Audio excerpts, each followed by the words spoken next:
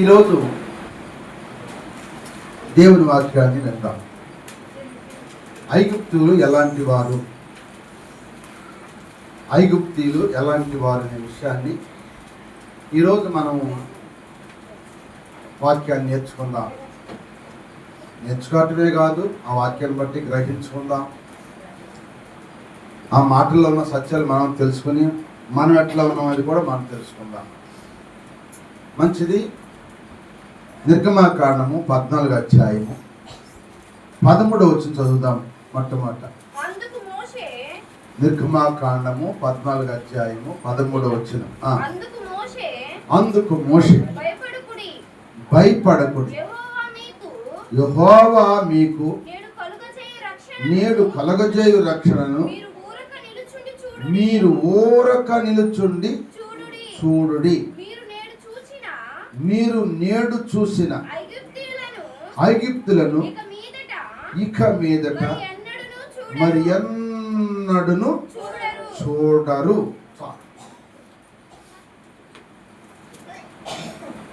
ఐగుప్తుల సంగతి మనకు తెలుసు, ఇశ్రాయేలు ప్రజల సంగతి కూడా మనకు తెలుసు. అయినా కొన్ని మాటలు ఈరోజు మళ్ళా మనం తెలుసుకుందాం. ఐగుప్తు బానిసత్వం మన పితరులు ఎన్నాళ్ళు చేశారు చెప్పండి? ఐగుప్తులో బానిసత్వం 430 సంవత్సరాలు చేశారు. 430 సంవత్సరాలకు విడుదలైన తర్వాత వారు వస్తూ ఉండగా ఐగుప్తులు మళ్ళా వెంబడించారు. ఐగుప్తులు వెంబడించినప్పుడు మోషే మీద ప్రజలందరూ కూడా సన్నుకున్నారు. ఎందుకంటే మమ్మల్ని ఐగుప్తులో ఉంచకుండా తీసుకొచ్చావు, ఇప్పుడు వాళ్ళు వెనకాల తరుముకుంటూ వస్తున్నారు, వారు మమ్మల్ని మా భార్య బిడ్డలందరినీ కూడా చంపేస్తారు, నీ మాటని వచ్చాము, మా పరిస్థితి ఏంటి? మేము తిరిగి మళ్ళీ వాళ్ళతోనే దోషమయ్యి తిరిగి వెళ్ళిపోతాము, నీతో రాము అని మోషేతో చెప్పారు ఇశ్రాయేలీయులందరూ కూడా. ఆ చెప్పిన సమయంలో మోషే అంటున్నాడు ఇప్పుడు ఆ మాట. ఏమని అంటున్నాడంటే, భయపడద్దు, మీరు యెహోవా మీకు నేడు కలుగజేయ రక్షణ మీరు ఊరక ఉండి చూడండి అన్నాడు. అంటే మీరు కంగారు పడుతున్నారు, మీరు భయపడుతున్నారు, మీరు అల్లరి పడుతున్నారు, మీరు వేదన పడుతున్నారు. వాళ్ళు చంపేస్తారేమో, నన్ను నా భార్య పిల్లల్ని చంపేస్తారేమో, మా జీవితాలు పాడు చేస్తారేమో అని భయపడుతున్నారేమో. మీరు భయపడద్దు, ఊరకే ఉండండి. ఏమన్నాడు చెప్పండి? ఊరకంటే మాట్లాడద్దు, మీరు అసలు మీరు మాట్లాడద్దు, మీరు మౌనంగా ఉండండి. ఇవాళ చూసారు ఐగుప్తులు, మరి ఎన్నడూ మీరు ఆమె చెప్పండి, ఇక ఎన్నడూ చూడరు. మీరు భయపడుతున్నారు కదా, ఈ భయపడవద్దు. ఐగుప్తుల అద్భుతాలు చూశారు, మీరు అన్నీ చూశారు. మరి ఆ దేశం అంతా పసిపిల్లలు తులసిని బిడ్డలు చచ్చిపోవడం చూశారు. మీరు అన్ని చూసిన తర్వాత ఇంకెందుకు మీరు భయపడుతున్నారు? మీరు ఊరకే ఉండండి. దేవుడు రక్షణ కలగజేయబోతున్నాడు, మీకు మీ ప్రాణానికి రక్షణ కలగజేయబోతున్నాడు, మీ జీవితాలను బాగు చేయబోతున్నాడు, మీకు మేలు చేయబోతున్నాడు. కనుక మీరు ఊరక ఉండండి చెప్తున్నాడు. ఊరకే మౌనంగా ఉండండి, మీరేం మాట్లాడదు అని ప్రవక్త అయిన మోషే చెప్తున్నాం. సరే, ఆయన ఉన్నాడని వారు ఊరక ఉన్నారు. ఐగుప్తులు మరలా అన్నాడు, మీరు చూడరని చెప్పాడు. వాళ్ళు ఊరకే ఉన్నారు. మనకు కూడా అలజడులు వస్తూ ఉంటాయి, మాటలు వస్తూ ఉంటాయి, కానీ మనం ఊరకే ఉండలేము. ఉంటామని చెప్పండి? ఊరికే ఉండలేము. ఎందుకంటే మాటకు మాట అంట,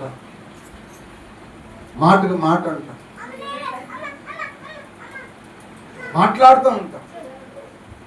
ఊరికే ఉండలేము. వాక్యం నిన్ను కోస్తుంది, నన్ను కూడా కోస్తుంది. మనం ఊరక ఉంటే ఆయన కలగజేసే రక్షణ, ఆయన కలగజేసే ఆశీర్వాదం మనం పొందుకుంటాం. కానీ మనము ఊరకే ఉండలేము. ఊరకుండే అనుభవం దేవుడు మనందరూ దయచేయను గాక. మౌనంగా ఉండే అనుభవం కావాలి మనకు. మౌనంగా ఉండలేకపోతున్నాం. అసలు ఈ ఐగుప్తుడు ఎవరు? ఈ ఐగుప్తులు చేసే పనులేంటి? ఇశ్రాయేలు ప్రజల్ని ఏం చేశారు ఈ ఐగుప్తులు? ఈ ఐగుప్తుడు ఎవరు? వాడు చేసిన పని ఏంటో ఒక 4 మాటలు మీకు జ్ఞాపకం చేస్తాను, చూడండి. నిర్గమాకాండము మొట్టమొదటి అధ్యాయం, నిర్గమాకాండం మొట్టమొదటి అధ్యాయం 12వ వచనం. అయినను ఐగుప్తీయులు వారిని శ్రమ పెట్టిన కొలది. చాలు, ఇది అండర్లైన్ చేసుకోండి. శ్రమ పెట్టేవారు. ఐగుప్తులు ఎవరంటే శ్రమ పెట్టేవారు. అది గుర్తుపెట్టుకోండి. మొట్టమొదటి ఐగుప్తులు ఎవరనే మాట మీకు అర్థం చెప్తున్నారు. ఇప్పుడు ఐగుప్తులే ప్రజలను తరుముతున్నారు. సమతానికి వచ్చినప్పుడు మోషే చెప్పాడు, ఇవాళ చూసిన ఐగుప్తులకి మీరు ఎన్నడు మరి ఎప్పుడు చూడరు, మీరు ఊరకే ఉండమన్నాడు కదా. సరే, వాళ్ళు ఊరకే ఉన్నారు, అది అట్లా ఉంచండి. ఇప్పుడు ఐగుప్తులు ఎవరు? ఐగుప్తులు ఎలాంటి వాళ్ళు అంటే దేవుని ప్రజలను శ్రమ పెట్టేవారు. మొట్టమొదటి ఎవరిని? దేవుని బిడ్డలను శ్రమ పెట్టేవారు. అది అండర్లైన్ చేసుకోండి. 12వ వచనంలో ఏముంది? ఐగుప్తులు వారిని శ్రమ పెట్టినారు. చాలు చాలు, శ్రమ పెట్టేవారు. శ్రమలు అనేది చాలా ఉంటాయి. కుటుంబాల్లోనే శ్రమలు ఉంటాయి. మన కుటుంబాల్లో కూడా శ్రమలు ఉంటాయి. ఆయన పెట్టే శ్రమలు తట్టుకోలేకపోతున్నాను అని చెప్పేవాళ్ళు ఉంటారు. భర్త పెట్టే శ్రమలు, లేకపోతే భార్య పెట్టే శ్రమలు, బిడ్డలు పెట్టే శ్రమలు, ఏమంటే అయిన వారు పెట్టే శ్రమలు తట్టుకోలేకపోతున్నాము. ఈనాడు కూడా ఉన్నారు. ఐగుప్తులు ఎవరంటే శ్రమ పెట్టేవారని వాక్యం చదివిస్తుంది. ఇశ్రాయేలు ఎన్ని శ్రమలు పెట్టారు తెలుసా? గడ్డి కూడా ఆళ్ళని కోసుకోమన్నారు. మొట్టమొదట రాయి ఎలా చేశారో అలాగే మళ్ళా మీరు గడ్డి కోసుకుని మళ్ళా మీరు బురద తొక్కి మళ్ళీ అదే ప్రకారం రాళ్ళు చేయలేదు. ఎంతో శ్రమ పెట్టారు. ఆ శ్రమలో కూడా వాళ్ళు కట్టుకుని అంత రాయి అందించారని. ఐగుప్తులు అంటే శ్రమ పెట్టేవాడు. రెండోది, ఐగుప్తులు ఎటువంటి వారంటే 13 వచ్చినప్పుడు చదవండి. 13 వచ్చినప్పుడు ఇశ్రాయేలు చేత ఐగుప్తీయులు. రెండోది, ఐగుప్తులు ఎటువంటి అంటే కఠినమైన సేవ చేసుకునేవాడు. ఏ సేవ అండి? కఠినంగా సేవ చేసుకుంటారు. అంటే జాలి దయ లేదా వాళ్ళకి కఠినమైన సేవ చేయాలి. వాళ్ళకి ఏం చేయాలంట? కఠినమైన సేవ. ఎంత కఠినంగా సేవ చేసుకున్నారు, కఠినమైన పనులు చేసుకున్నారు ఐగుప్తులు ఇశ్రాయేలు ప్రజలపై. మూడవది ఏం చేశారంటే చూడండి, అదే నిర్గమాకాండం 3వ అధ్యాయము 9వ వచనం. 3:9. ఇశ్రాయేలు మొర నిజముగా నా యొద్దకు చేరినది. చూడండి, ఐగుప్తులు. మూడవది ఏంటంటే హింస పెట్టేవాడు. మీరు అండర్లైన్ చేసుకోండి. ఒకటి, శ్రమ పెట్టేవాళ్ళు ఐగుప్తులు. చెప్పండి, శ్రమ పెట్టేవాళ్ళు. రెండోది, కఠినమైన పనులు చేసుకునే వాళ్ళు. మూడవది, హింస పెట్టేవాళ్ళు అనమాట. సావనీయకుండా బతనీయకుండా హింస పెట్టేవాళ్ళు అనమాట. పావును తలకాయ మీద కొట్టి చచ్చిపోయింది, అవునా? తల మీద కొట్టడం, దాన్ని నడి మీద కొట్టేవనుకో దాని ధ్యానం బాదు, అది గుడ్లాడితేనే. అలాగే కొంతమంది సావనీరు బతనీయకుండా హింస పెట్టేవాళ్ళు ఉంటారు. ఈ ఐగుప్తులు కూడా ఎటువంటి వాళ్ళు అంటే హింస పెట్టేవాళ్ళు. నాలుగవది, వాళ్ళు ఏం చేస్తారంటే అదే నిర్గమాకాండం 6వ అధ్యాయం 7వ వచనం చూడండి. 6:7.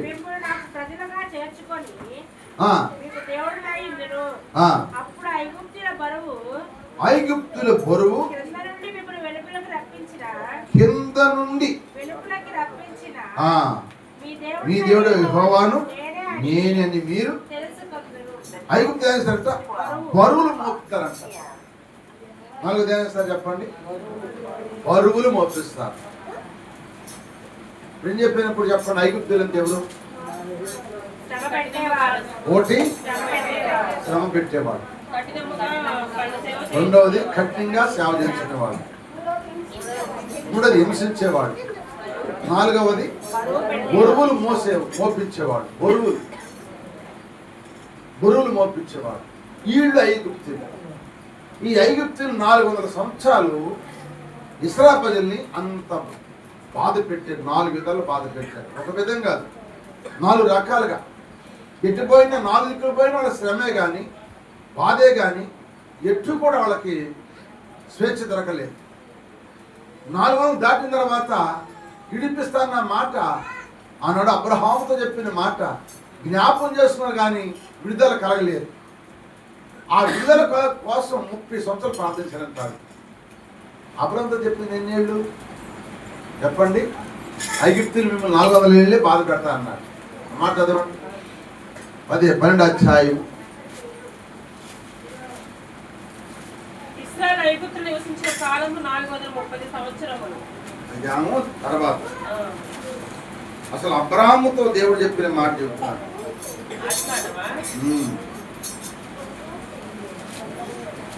15వ అధ్యాయం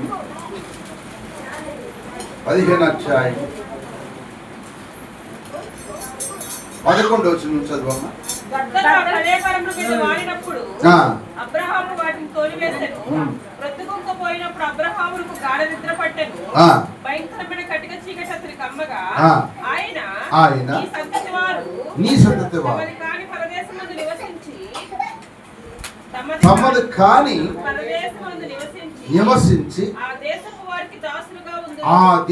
వారికి దాసులుగా ఉందురు. ఎన్నేళ్ళు అంట? 400 ఏళ్ళు వీరిని శ్రమ పెట్టుదురు. చాలు చాలు. ఇది దేవుడు అబ్రహాంతో చెప్పింది. ఎందుకు అబ్రహాం ఏం చేశాడు? అబ్రహాం గారు ఏం చేశాడు? అది అబ్రహాం గారు నిద్రపోవటం వల్ల అబ్రహాం గారి సంతానికి ఎన్ని వందల ఏళ్ళు శ్రమ వచ్చింది? బాబు, ఎన్ని వందల శ్రమలు అంటే ఎన్ని వందల సంవత్సరాలు? 400 సంవత్సరాలు అబ్రహాం సంతానానికి ఏం కలిగిందట? శ్రమ. ఒక్క నిద్రపోయినాను మనం.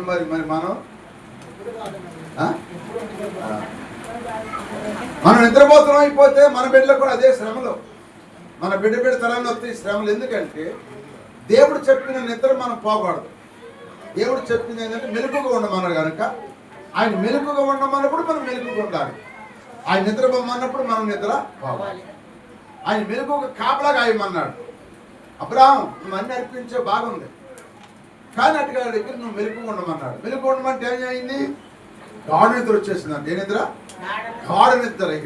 ఇక మనిషి వచ్చి పైన బడి కొట్టినా కూడా లేనంత నిద్ర వచ్చిందండి. ఒక పక్కన బాంబులు పేల్చినా కూడా మెలుపు లేకుండా అంత నిద్ర వచ్చిందండి. అందుకే దేవుడు అబ్రహాం సంతానాన్ని చెప్పించాడు. 400 ఏళ్ళు పారాయి వాళ్ళకి నీ సంతానం దాసులైపోతారు, వాళ్ళు నీ బిడ్డలను శ్రమ పెడతారు. ఆ శ్రమే ఇప్పుడు ఐగుప్తు దేశంలో 400 ఏళ్ళు పెట్టారు. నీకు విడుదల వచ్చింది అనుకున్నారు. విడుదల రాలా. విడుదల కోసం ఏం చేశారంటే 30 సంవత్సరాలు మొరపెట్టారంట. ఎన్ని సంవత్సరాలు? మనలోకి వచ్చేవాళ్ళే కానీ ఇలా అప్పుడు దాకా ప్రార్థన చేయలే. ఎప్పుడైతే 400 ఏళ్ళు కలిసినాయో దేవుడు మనం ఎప్పుడైతే వినిపించలేదని తెలుసుకున్నారో అప్పుడే చేశారంటే వాళ్ళు మొరపెడతాం ప్రారంభించారు. ఏం చేశారంట? మొరపెట్టారు. ఆ మొర విన్న దేవుడు వేసినప్పుడు 3వ అధ్యాయం 7వ వచనంలో చెప్పాడు. ఏమన్నాడంటే మోషేతో మాట్లాడుతున్నాడు. మోషే 3వ అధ్యాయం 7వ వచనంలో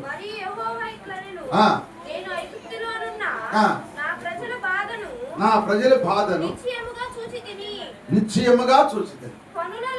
పనులలో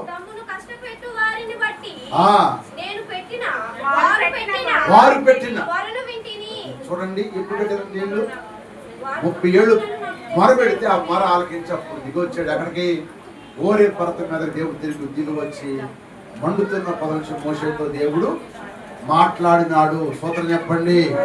హల్లెలూయా. ఇప్పుడు ఐగుప్తులు ఎవరు అంటే, ఒకటి శ్రమ పెట్టేవాళ్ళు, 2 హింస పెట్టేవాళ్ళు, కఠినంగా పనులు చేయించుకునేవాళ్ళు, బరువులు మోయించేవాళ్ళు. ఈ బానిసత్వం బరువు నుంచి బాధపడుతున్నారు ఇశ్రాయేలు ప్రజలు. ఈ బాధ నుంచి విడిపిన తర్వాత ఇప్పుడు ఐగుప్తులు మళ్ళా ఎమ్మడిస్తున్నప్పుడు ఇశ్రాయేలు అంటారు మోషేతో, అయ్యా మళ్ళీ మేము తిరిగి వాళ్ళ దగ్గర దాసులు వెళ్ళిపోతాం. ఒకసారి మేము సావలేం, మా కళ్ళ ముందు మా భార్యను నమ్మితే మేము చూడలేం, మా బిడ్డలు నమ్మితే మేము చూడలేం కనుక మేము తిరిగి వెళ్ళిపోతామంటే అప్పుడు మోషే అంటున్నాడు, మీరు ఓరక ఉండి నిలిచి చూడండి.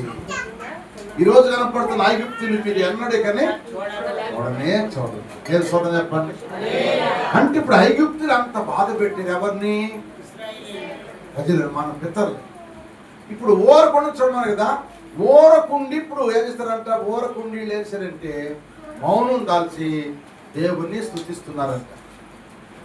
65వ కీర్తన మొట్టమొదటి వచ్చింది, లేకపోతే మొదటి 65వ కీర్తన మొట్టమొదటి. సియోన్లో నేను మౌనంగా ఉంటమే నీకు. ఇక మౌనం ఉన్నారు, నోళ్ళు మూసేశారు, ఊరకే ఉన్నారు. ఇక్కడ ఏం కాలు కదపకుండా, చేయి కదపకుండా, నోరు మెదపకుండా మౌనంగా ఉండిపోయారు. మౌనంగా ఉన్నారు, లోపల స్తుతిస్తున్నారు. అది దేవునికి ఇష్టమైంది. దేవుని సోదరు చెప్పండి, దేవునికి ఇష్టమైంది మౌనంగా ఉండ. నువ్వు కూడా మౌనంగా ఉండు, దేవుడిని పక్షాన యుద్ధం చేస్తాడు. ఇప్పుడు ఏం చేశాడు చూడండి, అదే 14వ అధ్యాయము నిర్గమాకాండం 14:24. ఏకూచామున యెహోవా అగ్ని మేఘమై,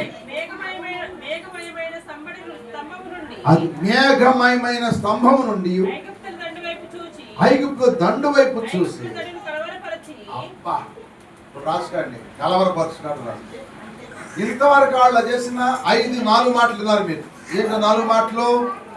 శ్రమ పెట్టేవాడు, శ్రమ పెట్టారు, కఠినంగా పని చేసుకున్నారు, హింస పెట్టారు, బరువులు మోపించారు, సాగుబతులు ఉన్నారు ప్రజలు.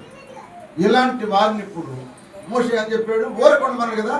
వీళ్ళు ఓరకొండ స్తుతిస్తుంటే ఇప్పుడంట ఐగుప్తు దండంతా కలవరపడిపోయిందంట. కలవరం ఏమని చెప్పండి, కలవరం వచ్చింది. కలవరపరిచింది ఎవరంటే దేవుడు. మనం యుద్ధం చేస్తే వాళ్ళు గెలవలేం. కలవరపరిచింది దేవుడు కనుక ఏకూజామునే కలవరపరిచాడట. సోదరు చెప్పండి, ఎంతమంది ఏకూజాములు ప్రార్థన చేసాడు చెప్తా చేయొద్దండి. ఏకూజామును ప్రార్థన చేస్తే నీ మీదకి వచ్చే సాతాను కలవరపడును గాక. అది భయపడిదంటే ఏకూజామును ప్రార్థన చేసి చేతులు ఎత్తండి. ఏకూజామును అక్కడ 2, ఇక్కడ 2, 5 ఇంకా చేయట్లేదు దేవుడు. ఏకూజాము తెల్లవారుజాము మరి ఎత్తరా, ఎందుకని దాచుకుంటారు? దాచుకుని రాత్రి చెప్పాక మనం ఎవరో ఏమనుకుంటారో దాచుకుంటే మనమే నష్టపోతాం. మనం దాచుకోకుండా మనం చేతులు ఎత్తామనుకో వాళ్ళు నష్టపోతారు. మేకలు ఏమైంది చెప్పండి, ఈనపరచబడిన వాళ్ళే గర్భం మీయబడింది, ఈనపరచబడిన వాళ్ళే చెప్పించబడ్డారు, చెప్పించబడిపోయింది. వాళ్ళు ఎవరు అనుకుంటారని చేయితే, అమ్మో నేను రేమంటా, అమ్మో పాత చేస్తున్నా రేమంటావునా అనుకుంటారు. నువ్వు చేతులేదు అనుకో నీ మీదకి వచ్చింది కలవరం. ప్రార్థన చేసేవాళ్ళు ఎత్తడు చేయి అంతే. ప్రార్థన చేయకపోతే మానేసేయండి, తర్వాత ప్రార్థన చేసుకున్నది. హల్లెలూయా. అంతేగాని ప్రార్థన చేసేవాళ్ళు రే మొత్తం ప్రార్థన, ఏ కూర్జామును ప్రార్థన చేసేవాళ్ళు మాత్రం మీరు అడిగినప్పుడు చెయ్యెత్తే పరిశుద్ధాత్మ దేవుడు మిమ్మల్ని చూస్తాడు. పరిశుద్ధాత్మను చూసి మిమ్మల్ని ఆయన ఆశీర్వదిస్తాడు. ఆయన ముందు మనం ఒప్పుకోవాలి. చేసేది ఒప్పుకోవాలి, చేయకపోయిందని ఒప్పుకోవాలి. ఒకవేళ చేయకుండా చేయొద్దని ఒప్పుకోడు ఆయన. సోదరు చెప్పండి, నువ్వు చేయకపోయినా ఒప్పుకోడు ఆయన. చెయ్యాలి. ఏ కూర్చోమని ప్రార్థన చేస్తున్నప్పుడు దేవుడు వేసంట ఆ తండ్రిని కలవరపరిచాడు. ఆ లక్షల మందిని, ఆ కోట్ల మంది ప్రజలందరూ కూడా, ఐగుప్తులందరూ కూడా కలవరపరిచాడు. ఎందుకు కలవరపరిచాడంటే వారు ఏ కూర్చోమని దేవుడు స్తుతిస్తున్నారు. స్తోత్రం చెప్పండి. ఇదే తగా మీరు యుద్ధం చేద్దాం, మీరు ఏ కూర్చోమని వేసి స్తుతించండి. నువ్వు స్తుతించండి, అదే దేవునికి అనుకూలమైంది. స్తుతించు, చేసేది ఆయన యుద్ధం చేశాడంతే. కలవరపరిచాడు. దానియేలు రాజు శాసనం ఎరిగుండి కూడా ఏం చేయడం చెప్పండి? రాజు శాసనం ఎరిగుండి రాజును పూజించకుండా ఎవరిని పూజించాడు? దేవుణ్ణే పూజించాడు. దేవునికే ప్రార్థన చేశాడు. దినమునకు ముమ్మారు మోకాళ్ళు యెరూషలేము తట్టు తన ఇంటి గది కిటికీలు తెరిచి దినమునకు ముమ్మారు ప్రార్థన చేస్తూ ఉన్నాడు. రాజును అందరూ ప్రార్థన చేస్తుంటే రాజును ప్రార్థన చేయకుండా దేవుని ప్రార్థన చేస్తున్నాడు దానియేలు. శాసనం తెలుసుకోవడానికి ఇప్పుడు చూసిన బట్టలు వెళ్ళి రాజుగారు చెప్పారు, అయ్యి అందరూ నీ గురించి నిన్ను పూజిస్తారు, కానీ నువ్వు ఏర్పరచున్న ప్రధానమంత్రి అయిన దానియేలు మాత్రం నిన్ను పూజించలేదు, తన దేవుడినే పూజిస్తున్నాడు, మేము చూసామన్నారు. పట్టుకొచ్చారు, సింహల గుహలో వేశారు. వేసినప్పుడు కలిగింది ఏంటి? రాజు కలవరం పుట్టిందంట. రాజుకి కలవరం పుట్టిందంట. ఆ రాత్రి నాట్యాలు లేవు, వాయిద్యాలు లేవు, విందులు లేవు, త్రాగుతాను ద్రాక్షరసం మత్తుపానం లేదు, ఏం లేదంట. రాత్రి కలవరం పడిపోయినట్ట. తెల్లవార్లు ఉపాసం అంట. రాజు కలవరం పడ్డాడు. అమ్మో, ఆయన దానియేలుని సింహాలు కోలేశారు. చచ్చిపోయాడు బతికాడు, చచ్చిపోయాడు బతికాడు. కలవరం వచ్చేసి ఆ కలవరం బట్టి చూస్తే లోపల సింహాలు కూడా కలవరపడి నోళ్ళు మూసుకుపోయి అంట. ఆ సింహాలు కూడా అర్థం చెప్పండి, నోళ్ళు మూసుకుపోయి అంటే అయిపోయాడు. కలవరపడ్డారు.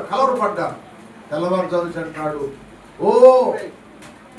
ఓ చీమల దేవుని సేవకుడైన దానియేలు, నువ్వు సేవిస్తున్నా దేవుడిని రక్షించినా అని కేకేస్తే లోపలుండంటాడు, రాజా నీ చిరకాలం జీవించదు గాక, నా దేవుని దృష్టి నేను యథార్థవంతుడు కనుక, నిర్దోషి కనపడ కనుక సింహాలు నాకు హాని చేయకుండా ఆయన దూతను చూడండి. అందుకే ఐగుప్తు దండు మీదకి ఏమొచ్చిందంటే మేఘ స్తంభం, అగ్ని స్తంభాలు పడతారు తిరిగి తనకి.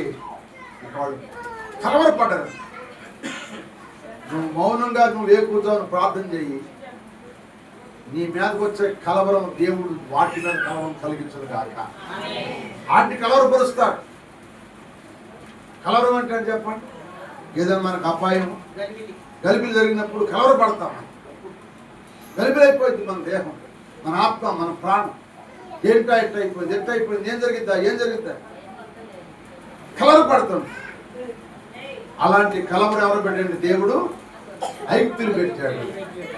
ఇశ్రాయేలు మౌనంగా స్తుతిస్తూ ఉన్నారు.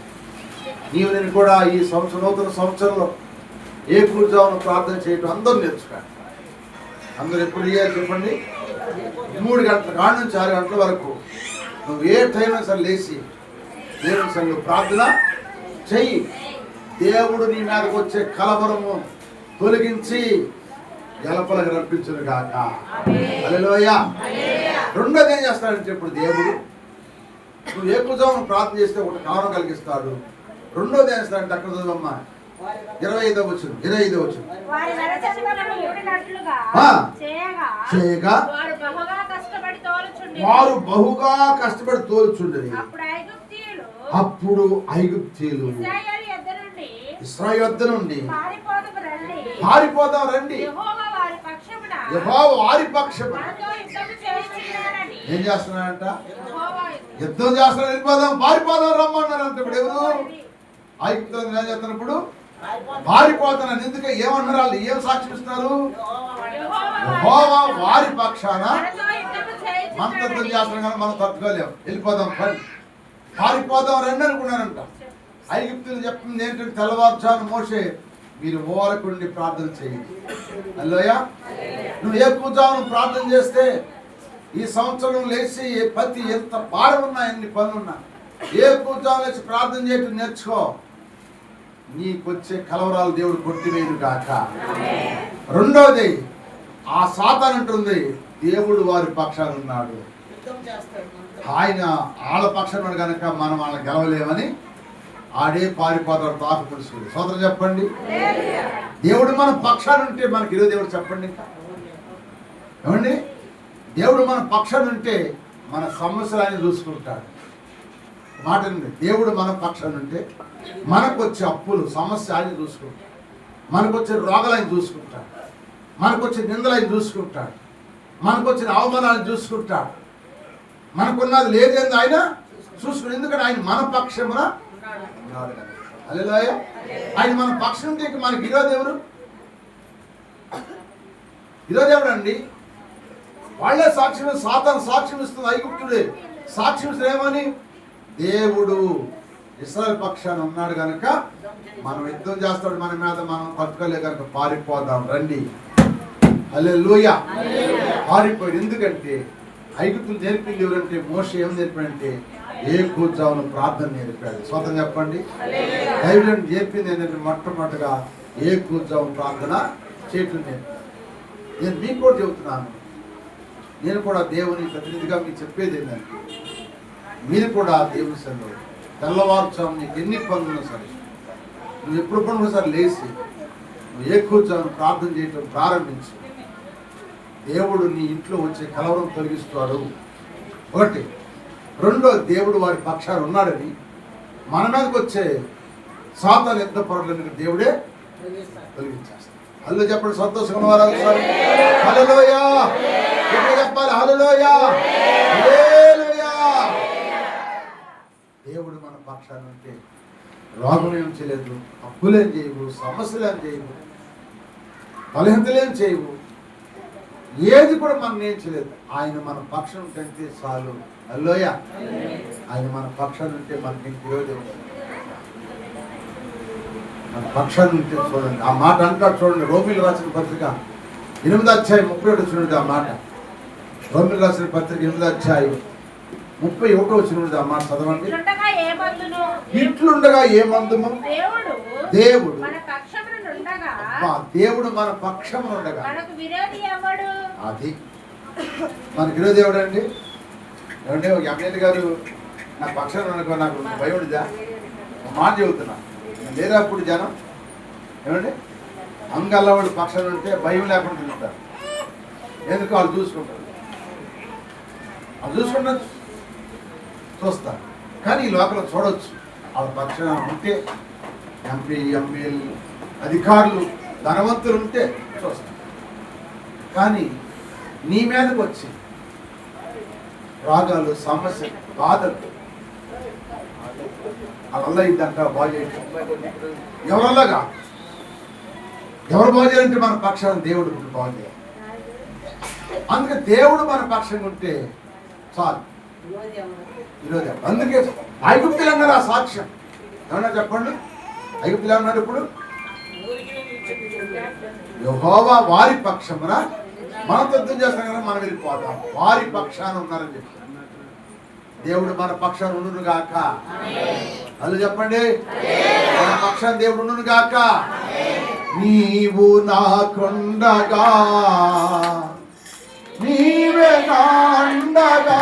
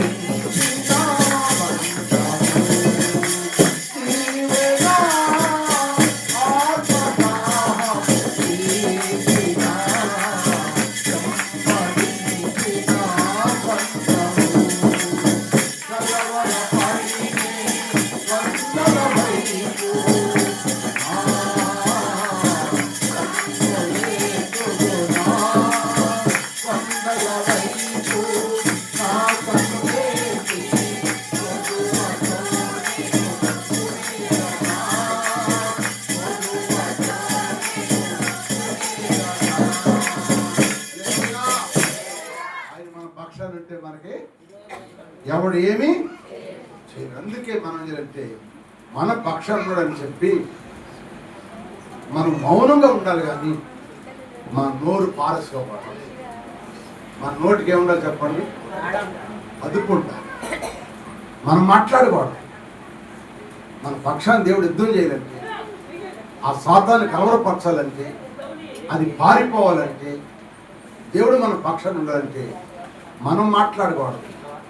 మనం ఆయన స్తుతిస్తే చాలు, ఆయనే మన పక్షం నుండి యుద్ధం చేయగా. ఈనాడు మనము మాటకు మాట, ఏటుకు ఏటైపోతాం, చేసింది చేస్తున్నాం. ఇంకా మన పక్షం ఎట్లుంటాడు? మనం మాట్లాడటం ఉంది. మన నాలుకను మనం పెదవులు మన అదుపులో పెట్టుకోకపోతే దేవుడు మన పక్షం యుద్ధము చేయడు. ఆయన దేవుడు మన పక్షం ఉండాలంటే మన మాటలు కొంచెంగా ఉండాలి. ఆయన మాటలు మనం లోబడి చేయవచ్చు. లేకపోతే నీ ఇష్టానుసారం మాట్లాడే వరకు దేవుడు ఎప్పుడో నీ నాలుగును నీ పెదవులు కూడా కోసేస్తారంట. చదవండి ఆ మాట. కీర్తన గ్రంథము 13వ అధ్యాయం అనుకుంటా ఆ మాట. కీర్తనలో 12వ అధ్యాయము 3వ వచనం. 12:3 ఏంటంట? ఇచ్చున్నాడు పెదవులన్నిటిని ఏం చేస్తాడంట? ఆయన ఉందా లేదా? కోసేస్తాడు. ఆయన కోసేస్తాడు. పెదవుల్ని నాలుగులు ఆయన కోసేస్తాడు కనుక ఇక పెదవులు మాట్లాడతారు లేవు. నాలుగు మాట్లాడి అంటాడు. మూగోళ్ళు అయిపోతామే. జాగ్రత్త ప్రియమైన తెలియ పెట్టారా, నీ పక్షంగా యుద్ధం చేస్తాడు. నిన్ను అన్నమాక, నేను తిట్టమాక, నేను కొట్టమాక, నువ్వు మౌనముడు దేవుడు స్తుతించు. ఏ కూర్చావును నీ పక్షాన యుద్ధం చేయగాక, ఏ కూర్చావును నీ పట్ల ఆయన నుండి యుద్ధము చేసి గెలిపించును గాక. చూడండి, ఐగుప్తులు 4 విధాల బాధలు పెడితే, ఇప్పుడు మోషే చెప్తున్న మాటను బట్టి నేను 5 పాయింట్లు చెప్తున్నాను. ఇప్పుడు మోషే చెప్పిన ప్రకారం వాళ్ళు ఏ కూర్చోని ప్రార్థన చేయడం ప్రారంభించారు. ఏ కూర్చోని ఐగుప్తు కలవరము వచ్చింది. ఒకటి. రెండవది, దేవుడు వారి పక్షా నుండి యుద్ధం చేస్తాం, మనం ఉండలేం కనుక వెళ్ళిపోతాం రండి వెళ్ళిపోయారు. మూడవది, ఐగుప్తులు ఇప్పుడు ఏమయ్యేది? 3వ మాట చెప్తారు చూడండి. 3వ మాట యెషయా గ్రంథం 19వ అధ్యాయం 16వ వచనం. యెషయా గ్రంథము 19వ అధ్యాయము 16వ వచనం. 19:16. ఒకటి చదవండి. ఆ దినమున ఐగుప్తీయులు ఏమవుతారంటాళ్ళు? స్త్రీల వంటి వారగుదురు. తన చెయ్య అది సోదరు చెప్పండి. ఇప్పుడు వాళ్ళ బలం తగ్గిపోయిందంట. ఎవరి బలము? ఐగుప్తులు ఏమైపోయిందంట? స్త్రీలు వంటి వారు అయిపోతారంట. అంటే స్త్రీలంటే ఆనోళ్ళు అయిపోతారంట. ఎవరు? మగోళ్ళల్లా ఏమవుతారు చెప్పండి? మగోళ్ళల్లా ఆనోళ్ళు అయిపోతారంట. ఆనోళ్ళు. నువ్వు మౌనంగా ఉండి ప్రార్థన చేస్తే ఇప్పుడు ఐగుప్తులు ఏమవుతారంట? మగోళ్ళల్లా ఆనోళ్ళు అవుతారు. ఎందుకు ఆనోళ్ళు అవుతారు? ఆ మాట మీకు జ్ఞాపకం చేస్తారు చూడండి. పేతురు రాసిన మొదటి పత్రిక 3వ అధ్యాయం 7వ వచనం. పేతురు రాసిన మొదటి పత్రిక 3వ అధ్యాయం 7వ వచనం. అటువలే పురుషులారా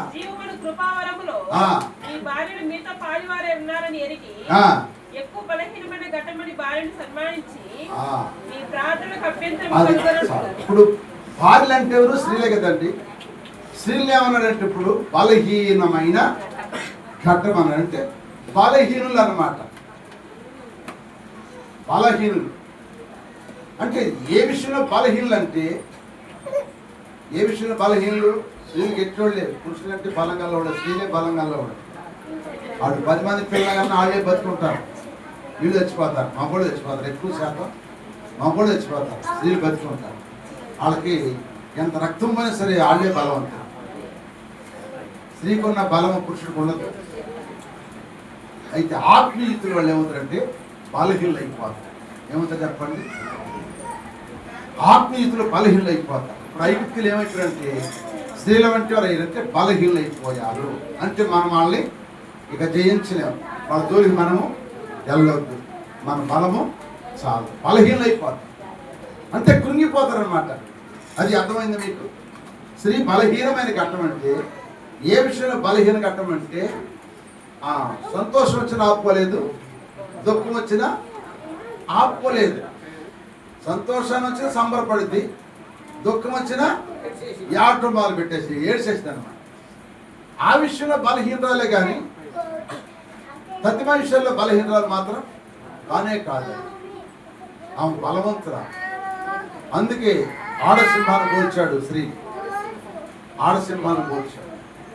ప్రియమైన దేవుని బిడ్డలారా, ఇప్పుడు ఐగుప్తుల్లో ఇప్పుడు వాళ్ళు బలహీనలు అవ్వాలంటే నువ్వు మూడోది ఎందుకు బలహీనలంటే నువ్వు ఊరకు ఉండాలి, నువ్వు రేకూర్చాలని ప్రార్థన చేయటం ప్రారంభించాలి. అలా నువ్వు ప్రారంభం చేసావనుకో ఐగుప్తులు ఏమవుతారంట? శీల వలె బలహీనలు అయిపోదురుగాక. ఏమవుతా చెప్పండి? బలహీనమైన ఘటనలాగా బలహీనలు అయిపోయారు. ఇక వాళ్ళకి భయం వచ్చేసింది కానీ ఇక ధైర్యం రాలా. ఇక నాలుగోది కూడా మీకు జ్ఞాపకం చేస్తాను. ఒక మాట చూడండి పరిశుద్ధ గ్రంథంలో, ఇంకో మాట చూద్దాం. యేసు గ్రంథం 3వ అధ్యాయం 7వ వచనం. యేసు గ్రంథం 3వ అధ్యాయం 7వ వచనం. 30వ అధ్యాయం 30వ అధ్యాయం 7వ వచనం. 30వ అధ్యాయం 7వ వచనం.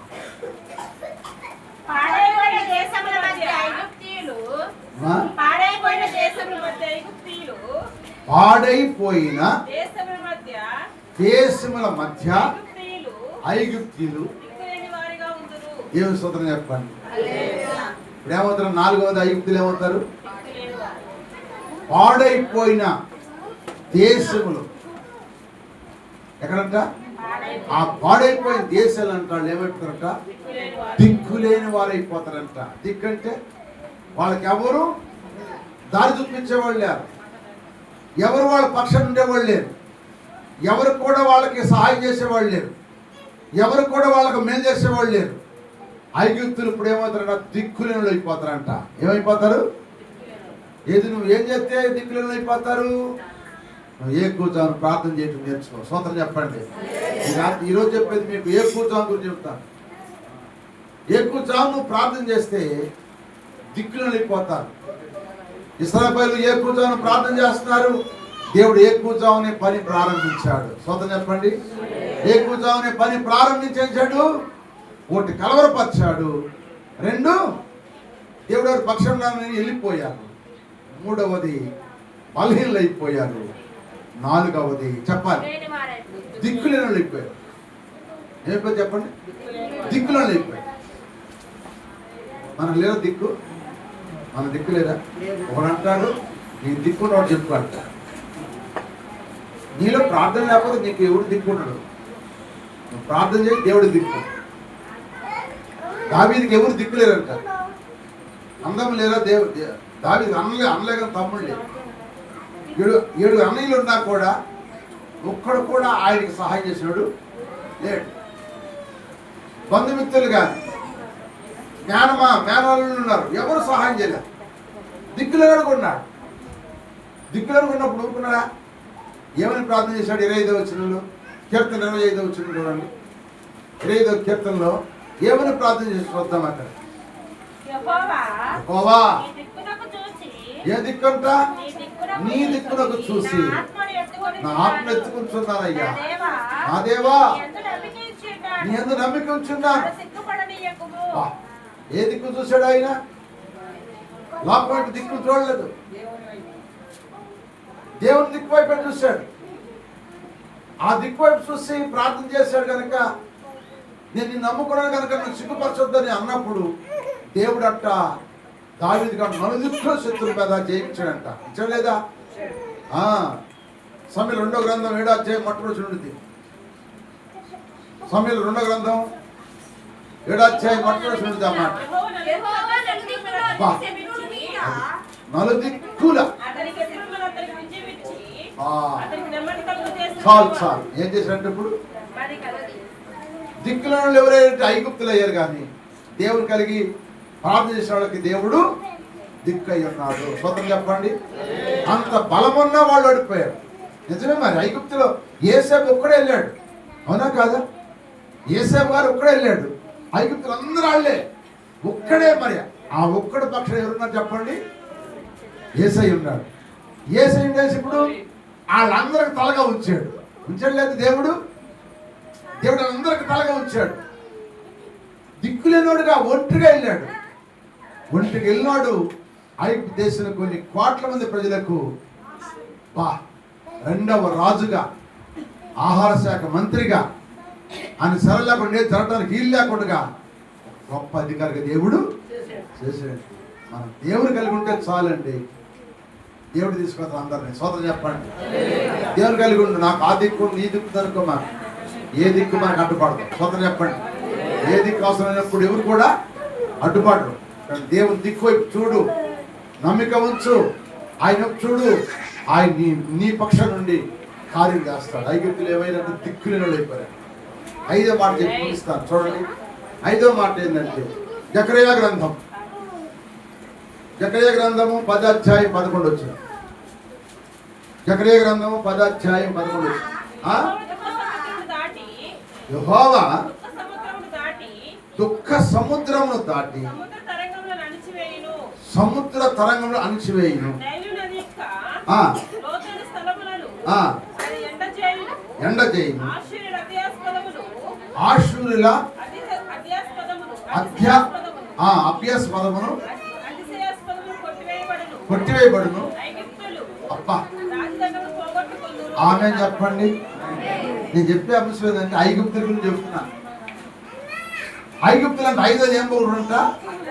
రాజదండాన్ని పోగొట్టుకుంటారు. స్తోత్రం చెప్పండి. ఏ దండాన్ని పోగొట్టుకుంటారు? రాజదండాన్ని పోగొట్టుకుంటారు అంటాడు. రాజదండం అంటే రాజుకున్న అధికారం పోయిందంటాడు. అధికారం పోగొట్టున్నారు. అధికారం ఇప్పుడు ఎవరికి వచ్చాడు? దేవుడు ఎస్తేరుకి ఇచ్చాడు ఆ దండాన్ని.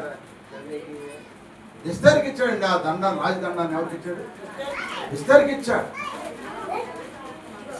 శ్రీమంతి దేవుని బిడ్డలారా, ఈ ప్రధాన ఆదివారం ఆరాధనలో నీవు నేను రేయి మొత్తం ప్రార్థన చేయటం అలవాటు చేసుకోండి. ఇక్కడి నుంచి 3 గంటల నుంచి 6 గంటల లోపులో నువ్వు ఏ కూర్చోవని ప్రార్థన చేయటం నేర్చుకో. రేయి మొదటి అంటున్నాను, ఏ కూర్చోవని ప్రార్థన చేయటం నేర్చుకో. ఏ కూర్చోవని ప్రార్థన చేయటం నేర్చుకుంటే నీకున్న ప్రతి అవసరం దేవుడు తీర్చి నీకే ఆయన దండాన్ని చేతులు పెడతాడు. నిన్ను ఒక అధికారిగా చేస్తాడు, నిన్ను ఒక రాణిగా చేస్తాడు, నిన్ను ఒక రాజుగా చేస్తాడు. నీ కుటుంబంలో ఏలే సాతాన్ని దేవుడు దూరపరుస్తాడు. హల్లెలూయా. ఇప్పుడు ఐగుప్తులు ఎవరంటే సాతాను సాదృశ్యం. ఆనాడు ఐగుప్తులు వాళ్ళ విగ్రహాలు కనుక వాటిని ఆ విధంగా 4 శ్రమలు పెట్టారు. ఎన్ని శ్రమలు పెట్టారు? 1 శ్రమ, 2 చెప్పాలి కఠినమైన పనులు చేయించుకున్నారు, 3వది హింస పెట్టారు, 4వది పొరులు. ఇప్పుడు మనకు ఐగుప్తుడు ఎవరంటే అపవాది. మనకు ఎవరు చెప్పండి? ఐగుప్తు అంటే ఎవరు మనకి? అపవాది. అది బహుప్రాదంగా తిరుగుతుంది. అది మన శ్రమ పెడుతుంది. మన కుటుంబంలో భార్య మీద భర్తకి శ్రమ, భర్తను బట్టి భార్య బిడ్డలకి శ్రమలు పెడుతుంది. అది ఈ శ్రమ తట్టుకోలేక కొంతమంది చనిపోతున్నారు. కొంతమంది శ్రమ తట్టుకోలేక యేసయ్య నాకేం చేశాడు, నాకేం మేలు చేశాడు, ఒకప్పుడు నేను చాలా బాగున్నాను, ఇప్పుడు నాకేం మేలు చేశాడు, నా భర్త నన్ను బాధ పెడుతున్నాడు, నీకేం చేశాడు దేవుడు, నువ్వు ప్రార్థనకి వెళ్తున్నావు కదా, నీకేం మేలు కలిగింది, నీ అప్పులను తీరినాయి, నీ రోగం తగ్గింది, నీ సమస్య తీరిందని అపవాది నీ భర్తలో ఉండి నేను బాధ పెడుతుంది, శ్రమ పెడుతుంది. ఒకవేళ భార్యలో ఉండి నీ భర్త మీద శ్రమ పెడుతుంది, లేకపోతే బిడ్డల్లో ఉండి ఎందుకు వెళ్తున్నారు ప్రార్థనకి, ఎందుకు చేస్తున్నారు మీరు ప్రార్థన, మీకేం మేలు కలిగింది, అసలు నువ్వు ప్రార్థనకి వెళ్ళాకే నాకు నష్టం వచ్చింది, ప్రార్థనకి వెళ్ళాక మాకు నష్టం, ఈ శ్రమలు వచ్చినాయి, ఈ బాధలు వచ్చినాయి, ఈ కష్టాలు వచ్చినాయి, వెళ్ళొద్దు ప్రార్థనకి, మానేసే అని సాతాను వాళ్ళలో దొరబడి వాళ్ళని మానేపిస్తారు. వీళ్ళు ఏమవుతారంటే వీళ్ళు మానేసుకుంటారు.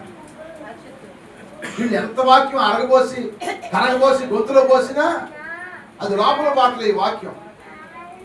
ఈ వాక్యమైన పాలు తాగట్లేదు అని చెప్పనప్పుడే పోతారు. ఏం బాధ చెప్పండి. ఇష్టం లేని వాళ్ళకి నోటు పోయి కొట్టుకెత్తారా? ఏమండి కొట్టుకెత్తారా? అవి పక్కలే చెంపలప్పుడే పోతాయి అన్నమాట. అట్టప్పుడు ఎంత అరగదీసి వాక్యాన్ని పాలు పోసినా కొంతమంది తాగుతున్నారు, కొంతమంది వదిలేసేస్తున్నారు, పక్క వెళ్ళిపోతారు. ఈ వాళ్ళు ఏమన్నారంటే, అయ్యా మా భర్తలు మమ్మల్ని బాధ పెడుతున్నారు అయ్యా, మేము రాలేకపోతున్నాం. రామయ్యా భర్త మాట వినలే కదా అయ్యా. ఎవరైనా తినొద్దన్నారు. భర్తల నుండి పని చేస్తుంది ఐగుప్తుడు. నీ భర్తల నుండి పని చేస్తున్నాడు. వాడు నువ్వు జయించలేకపోతున్నావు. నువ్వు జయించాలంటే నువ్వు ఏ కూర్చోను మొరపెడతాం ప్రారంభించు. నీకు ఏది అడ్డంగా ఉందో, నీ పనికి ఏది అడ్డుపడుతుందో దాన్ని తొలగించు ప్రభువాన్ని, దాన్ని తీసే ప్రభువాన్ని. నువ్వు ఏ కూర్చోని మొరపెట్టి ప్రార్థన చెయ్యి. ఏమంటాడంటే తెలుసా, నీ భర్తే నీ అమ్మటే వస్తాడు దేవుడు చేయను కాక. నీ భర్తలను సాతాన్ని దేవుడు ఎంత చెప్పండి కలవరం పెడతాడు. ఇదిగో మొరపెడుతున్నారు బాబు, ఇక దాన్ని భయం వేసింది, ఇక మొరపెడుతుంది, నేను ఆయన చేతులు పడకుండా ఇప్పుడే మెల్లిగా జారుకుంటే మంచిదని అది పక్కెళ్ళిపోయి వెళ్ళిపోయింది. ఇక అంతే. నీకు మొరపెడతాం రాదు. ప్రార్థనకు వచ్చేసరికి దేవుని మాట భర్త మాట వింటావు. లోకం పనికి వచ్చేసరికి నీ మాట భర్త నాడు. లోక సంబంధంకి వచ్చేసరికి ఏం చేయాలి? భర్త నీ మాట వినాలి. ప్రార్థనకు వచ్చేసరికి నువ్వేమంటావు? భర్త మాట వింటావు. చేపలు తెచ్చాడు అయ్యా, మాసం తెచ్చాడు అయ్యా, వెళ్ళొద్దు అన్నాడు అయ్యా. ప్రార్థనకి వెళ్ళామంటే నీకు నాకు అంతే అన్నాడు అయ్యా. కానీ నేను ఇప్పుడు రోషం తెచ్చుకుని ఏం చేయాలి చెప్పండి? ఇది నా భర్తలో కాదు, నా భర్తలో ఉండి సాతాను పనిచేస్తాను, నా భార్య నుండి సాతాను పనిచేస్తాను, నా బిడ్డలో ఉండి సాతాను పనిచేస్తాను. నువ్వు తెలుసుకున్నట్టయితే ఐగుప్తు నుంచి పారిపోవును గాక. హల్లెలూయ. నువ్వు చెయ్యగా బాధన వాడు మానేమంటే మనతో అంతే. ఐగుప్తుడు నీ ఇంట్లో ఉంటున్నాడు, వాడు ఉంటాడు, ఇంకా శ్రమ పెడతాడు, ఇంకా కఠినమైన పనులు చేపిస్తాడు, నీ చేత ఇంకా నేను హింసిస్తాడు, ఇంకా నీ మీద బరువు పెడతాడు. పైకి లేకుండా ఆ బరువుకి అనిగిపోయేటట్టు చేస్తాడు. అనిగిపోయి ఎడకెళ్తాడు, పాతలకు వెళ్ళిపోతాడు. ఇక ప్రార్థన ఉండదని, వాక్యం నీలో ఉండలేదు, వాక్యానుసారం ప్రార్థన ఉండలేదు. ప్రార్థన పడుదలగా రోషంగా ప్రార్థన చేస్తే దేవుడు మార్చడా? నీ కుటుంబాన్ని మార్చడా? చెప్పండి, మార్చడా? ప్రార్థన నుంచి ఆయుధం ఉందా? ప్రార్థనే పరిస్థితులన్నీ మార్చేది ప్రార్థనే. నువ్వు లేచి నిజంగా మొరపెడుతున్నావా? నువ్వు నిజంగా మొరపెట్టు. నీకు అడ్డుకున్నా దాన్ని దేవుడు తొలగించును గాక. నేను ఏది అడ్డుపరుస్తుందో ఆ సాతానే నేను అడ్డుపరిచేది. నీ భర్తలో ఉండి కానీ నీ బిడ్డలో ఉండి కానీ నేను రాకుండా బాధపడేది ఎవరంటే సాతానే. ఐగుప్తుడు ఎవరంటే ఆనాడు ఇశ్రాయేలుకి ఐగుప్తుడు, ఈనాడు మనకి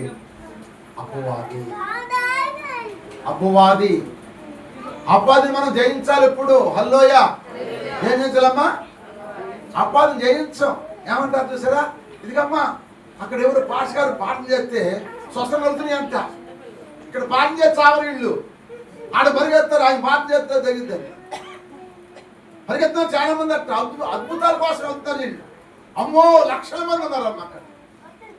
ఇక్కడ నువ్వు వేడిసి పాఠం చేస్తే అక్కడ అడగాలి అవసరంలా. ఇక్కడ చేయట్లేదు దేవుడు, ఇక్కడ మాట్లాడలేదు నీతో.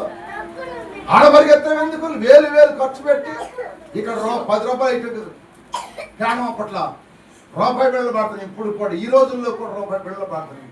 అందుకని దరిద్రులు అయిపోతున్నారు. ఆడికెళ్తే వేలు ఖర్చు పెడతారు, వేలు పోతారు. దాంట్లో మేలు కలిగింది నీకు. పరిగెత్తారు చాలా మంది. నువ్వు పని పాట లేకుండా అంటే నువ్వు ప్రార్థన చేయకుండా అక్కడికి వెళ్తే మేలు కలగాలి. అక్కడికి వెళ్తే నాకు మేలు కలిగింది. ఇక్కడ చేసేవాళ్ళు లేదు మేలు చేస్తాను. నీ ప్రవర్తన సరిగ్గా నువ్వు ఎక్కడున్నా దేవుడు నిన్ను ఆశ్రదించడు కాక. నీ ప్రవర్తన సరిలేక అక్కడ ఓ అంట, అక్కడ ప్రమోషన్ చెబుతారంట, ఇక్కడ దర్శనం చెబుతున్నారంట. ఏమండి, అక్కడ లక్షల మంది వస్తున్నారండి. అక్కడ భలే భలే వాక్యాలు చెబుతున్నారండి, కథలు చెబుతున్నారండి. అబ్బో ఏం జనం అండి. డిస్కో లైట్లు, డ్యాన్సులు, ఏమన్నా నాట్యాలు, ఓ ఆడంబరాలు, పరుగులు తెస్తున్నారు, పాడైపోతారు. చెబుతున్నాను నేను, వాక్యంగా చెబుతున్నాను. ఇక్కడ వాక్యం నువ్వు వినకుండా, ఇక్కడ నువ్వు ప్రార్థన చేయకుండా నువ్వు వేడకెళ్ళినా కూడా దేవుడు నిన్ను మెచ్చనే మెచ్చడు.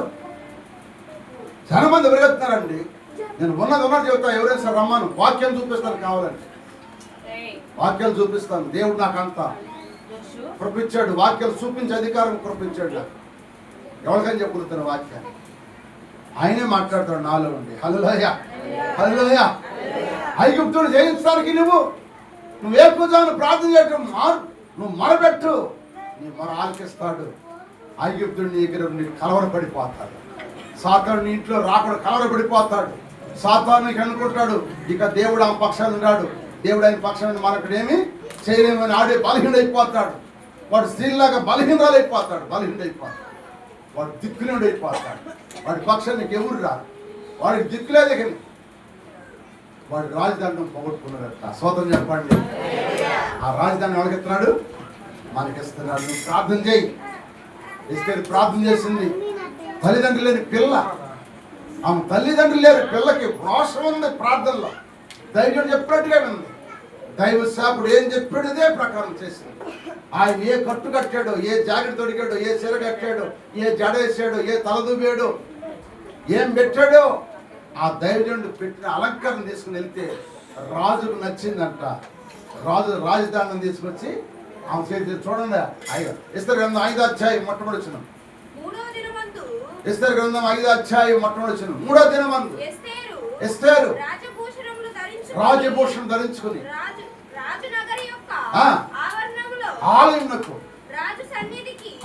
వెళ్ళి నిలిచెను.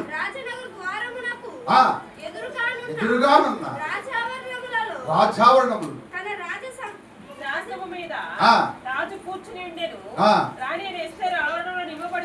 నిలబడి చూసి దయ పుట్టేను. ఏ దండమంట? బంగారపు దండము తీసి చాపగా రాజదండం పుట్టిందట. స్తోత్రం చెప్పండి. ఏమండి, ప్రాణం తెగించెళ్ళిందండి. భర్త ఆగిలింది వెళ్ళకూడదు, భర్త ఆగిలిస్తే వెళ్ళాలి, రమ్మంటే వెళ్ళాలి, లేకపోతే వెళ్ళకూడదు. ఆజ్ఞ లేకుండా వెళ్ళింది. రాజు దయగలిగింది. రాజధానికి రాణైపోయింది. దేవుని స్తోత్రం చెప్పండి. హల్లెలూయా, హల్లెలూయా, హల్లెలూయా. ప్రభునందు ప్రియమైన దేవుని బిడ్డలారా, సాతాను నిన్ను శ్రమను పాలు చేస్తుంది. సాతాను నిన్ను హింస పెడుతుంది. సాతాను నిన్ను కఠినమైన పనులు చేపిస్తుంది. సాతాను నిన్ను ఉరులేసి నీ మీద అనగొట్టేస్తుంది. ఎదగనీయకుండా, పెదనీయకుండా నీ కుటుంబాన్ని పాడు చేస్తుంది సాతాను. దాన్ని నువ్వు జయించాలంటే ఏం చేసి చెప్పినప్పుడు ఏ కూర్చామని మొదలుపెడతాం నేర్చుకో. స్తోత్రం చెప్పండి. ఈ నూతన సంవత్సరంలో ఈ మొదటి నెలలో చెబుతున్నాను, మీరు ఏ కూర్చామని ప్రార్థన చేయండి. ఈ నెల నుంచి నువ్వు ప్రారంభం చేయి. సాతాను నీ దగ్గర నుంచి పారిపోదు కాక. ఏ కూర్చాములో పిల్లపించి తిని నా పాపములో వ్యసనములో నీకు తాములో పిల్లపించి తిని నా పాపములో వ్యసనములో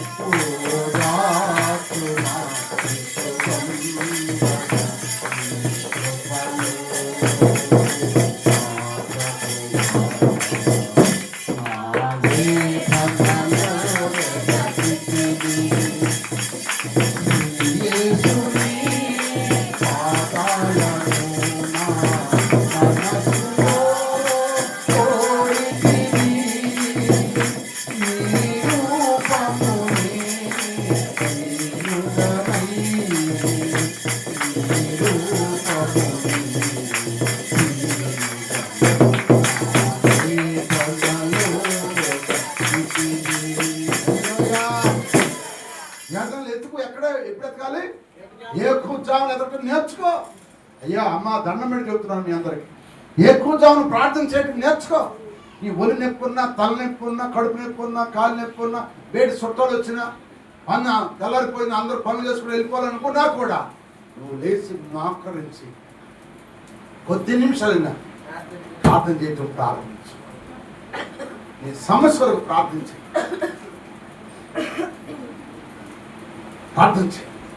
దేవుడు అన్ని చెప్పండి సఫలపరుస్తారు. ఐగుప్తులు మళ్ళా చూడడానికి ఇశ్రాయేలు ప్రజలు ఐగుప్తు దేశం నుంచి ఎర్ర సముద్రం దాటిన తర్వాత వాళ్ళందరూ ఎర్ర సముద్రం ముంచేసి ఆయన తీసుకొచ్చాడు, ఒడ్డు పెట్టాడు. హల్లెలూయా. నిన్ను శోధించే శోధకుడు, నీ ఇంట్లో శ్రమ పెట్టే సాతానుడు, నీ ఇంట్లో కరణం పెట్టే సాతానుడు దేవుడిని అతను తొలగిస్తారంటే ప్రార్థనా శక్తి లేదు. ప్రార్థన చేయకుండా నువ్వేం చేయవసరంలా. నువ్వు లక్షల కోట్లు ఇవ్వవసరం లేదు, ఎక్కడికక్కడ తిరిగి వెళ్ళవసరం లేదు, ఎక్కడికి వెళ్ళవసరం లేదు, నువ్వు ఏడికి వెళ్ళవసరం లేదు. దేవుడు అన్నాడు, ఎక్కడ ఇద్దరు ముగ్గురున్నా నేను అక్కడ ఉంటాను, నేను ఉన్నవాడిని అన్నాడు. నువ్వు ఎక్కడున్నా ఉంటాడు నీ దేవుడు. నువ్వు ఏడికి వెళ్ళవసరం లేదు, నువ్వు ఎక్కడెక్కడ తిరగవసరం లేదు, నువ్వు ఎక్కడున్నా అక్కడే ఉన్నాడు దేవుడు. అందుకే మోషే అంటాడు, అయ్యా నువ్వేమని చెప్పనంటే నేను ఉన్నవాడును అన్నవాడును చెప్పు అంతే. ఆ మాట సరిపోయిందా? చాలపోతే నేను అబ్రహాము దేవుడను, ఇస్సాకు దేవుడను, యాకోబు అని చెప్పు. సోదరులు చెప్పండి. అంతే. ఇద్దరు ముగ్గురు కూడుకుని ప్రార్థన చేసుకో. నీ సమస్య కొరకు నువ్వు ఒకదాన్ని చేసుకోలేకపోతుంది, నీ బలం తక్కువ, సంఘ బిడ్డలు ఉన్నారు పిలుచుకో, లేదా సేవకులను పిలుచుకో. నీ సమస్య కొరకు ప్రార్థన చేసుకుని కూర్చో. ఒక గంట సేపు పిలుచుకో. రాకపోతే అప్పుడు అడగండి. నేను ప్రార్థన చేసుకుంటామయ్యా, నువ్వు వచ్చి మాకు ప్రార్థన చేద్దు రాయి అంటే రాకుండా ఉంటామా చెప్పండి? సమస్యలు తీరవా?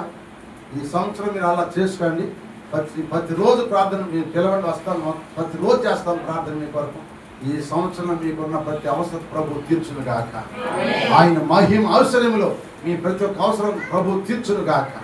ఐగుప్తునే సాతానుడు ఆనాడు ఇశ్రాయేలు వదిలిపెట్టి పారిపోయినట్టుగా సాతాను కూడా మిమ్మల్ని వదిలిపెట్టి వాడు పారిపోవును గాక, వాడు దేహంలోకి వెళ్ళిపోవును గాక. నీ దగ్గర దేవదూతలు దేవుడిని ఆస్వాదించును గాక. అటు కృప కలగటానికి ఈరోజు చెప్పిన వర్తమానం బట్టి నేను ఎక్కువ ప్రార్థన చేసుకుంటాను. నా సమస్యలు తీర్చలేదు నువ్వే ప్రార్థించు. నీ బిడ్డలకు వివాహం కావాలా, నీ ఉద్యోగం కావాలా, నీ వ్యాపారం నష్టం వచ్చిందా, నువ్వు బలహీనరాలుగా ఉన్నావా, అప్పుల్లో మునిగిపోయావా, ఇల్లు లేక బాధపడుతున్నా, సమస్యలో ఉండావా, బిడ్డలు మాట్లాడలేదా, భర్త త్రాగుపోతే తిరుగుతున్నాడా, ఎదిరిస్తున్నాడా, బాధ పెడుతున్నాడా, ఇవన్నీ తట్టుకుని దేవుని వాక్యం ఉన్న నీవు ఆ వాక్యాన్ని బట్టి నువ్వు ప్రార్థన చేయటం ప్రారంభించు. దేవుడు నీ పక్షాన ఉంటాడు. ఆయన మన పక్షాన ఉంటే మనకి ఏ బాధ. హల్లెలూయా. ఆ సంతోషంలో సోదరు చెప్పండి, వాక్యం అర్థమైన సోదరు చెప్పండి, ఏ పూజను ప్రార్థన చేస్తామని సోదరు చెప్పండి. కొద్దిమంది చెప్పారు, కొద్దిమంది ఆ పసిపిల్లలు చెప్తుండే హల్లెలూయా అని. ఏ పూజను ప్రార్థన చేద్దాము. ఐగుప్తుడు పారిపోవును గాక.